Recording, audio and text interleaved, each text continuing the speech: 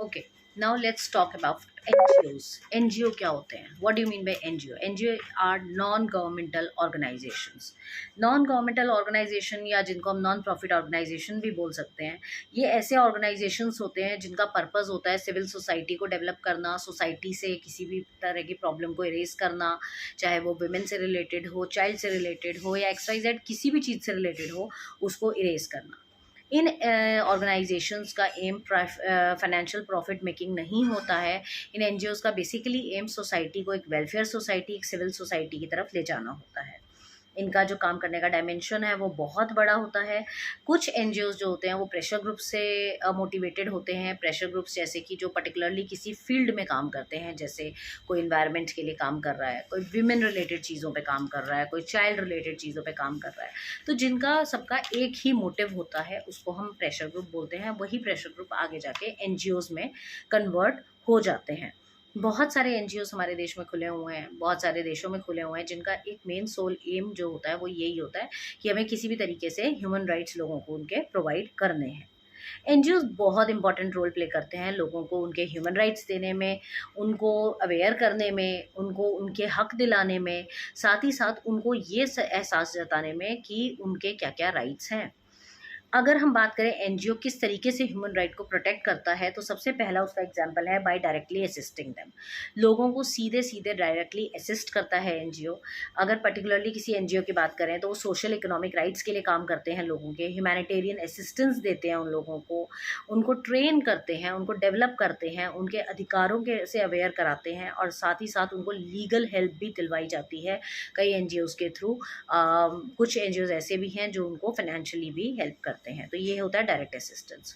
दूसरा तरीका है कलेक्टिंग एक्यूरेट इन्फॉर्मेशन। कुछ एनजीओज़ का काम होता है कि वो डायरेक्ट हेल्प ना करके डेटा इकट्ठा करते हैं और डेटा इकट्ठा करके जो कंसर्न्ड ऑफिशियल्स हैं उनको प्रोवाइड करते हैं, उनको थोड़ा सा फोर्स करते हैं, प्रेशराइज करते हैं, ताकि वो कंसर्न्ड ऑफिशियल्स उस पर्टिकुलर डायमेंशन में काम कर सकें, उस पर्टिकुलर एरिया में हेल्प कर सकें लोगों को। तो इस तरीके का डेटा कलेक्ट करके देना इन लोगों का काम होता है। थर्ड तरीका है कैंपेनिंग एंड लॉबिंग। कैंपेनिंग का मतलब होता है लोगों को इन्फ्लुएंस करना कैंपेन्स करके, और लॉबिंग का मतलब होता है गवर्नमेंट को बेसिकली इन्फ्लुएंस करना। तो international actors often engage in campaigning and advocacy in order to bring about the policy change.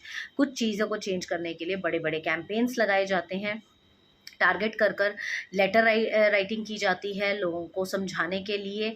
बहुत सारे लेटर्स लिख लिख के बम्बार्डमेंट की जाती है गवर्नमेंट ऑफिशियल्स के ऑफिस में। स्ट्रीट डेमोन्स्ट्रेशंस किए जाते हैं, नुक्कड़ नाटक किए जाते हैं। बहुत सारे गवर्नमेंट ऑफिशियल्स को नीचा दिखाने के लिए, उनको उनकी जो गलतियां हैं उसका एहसास कराने के लिए काफ़ी सारे डेमोन्स्ट्रेशंस किए जाते हैं। शैडो रिपोर्ट्स तैयार की जाती है और UN human rights monitoring bodies को दी जाती है वो शैडो रिपोर्ट्स, ताकि वो रियल कंडीशंस को समझ सकें और उस पर कोई एक्शन ले सकें। और इसके अलावा बहुत सारी मीटिंग्स क्रिएट की जाती हैं सो डैट वहाँ पर टेप्स, पोस्टर्स, फैक्सेस, इन सब के द्वारा लोगों को थोड़ा सा जागरूक किया जाए, अवेयर किया जाए कि उनके क्या अधिकार हैं और लोगों तक उनकी बात पहुँचे। Last but not the least is human rights education and awareness. वो एनजीओज़ जो हैं वो हेल्प करते हैं लोगों को अवेयर करने में, उनको उनके राइट्स बताने में और उनको एजुकेट करने में। अगर एक इंसान एजुकेटेड होगा तो डेफिनेटली उसको अपने राइट समझने में भी आसानी होगी, उसको उसके अधिकार जानने में भी दिलचस्पी होगी और कहीं ना कहीं वो उन राइट्स का फ़ायदा भी उठाने की कोशिश करेगा। तो एनजीओज़ जो होते हैं वो नॉन प्रॉफिट ऑर्गेनाइजेशंस होते हैं जिनका मेन एम जो होता है वो सोसाइटी को एक वेलफेयर सोसाइटी, एक सिविल सोसाइटी में क्रिएट करना इनका मेजर गोल होता है। ये प्रॉफिट के लिए काम नहीं करते हैं और ये कहीं ना कहीं डायरेक्टली या इनडायरेक्टली आप लोगों को अवेयर करेंगे, आप लोगों को आपके अधिकार दिलाएंगे, आप लोगों की तरफ से बोलेंगे और बहुत सारे तरीके से आपकी मदद करने की कोशिश करते हैं। तो NGO should be more and more encouraged in a society so that ours can be make a civilized and proper society, a welfare society, so that each and everyone could be motivated. Thank you so much.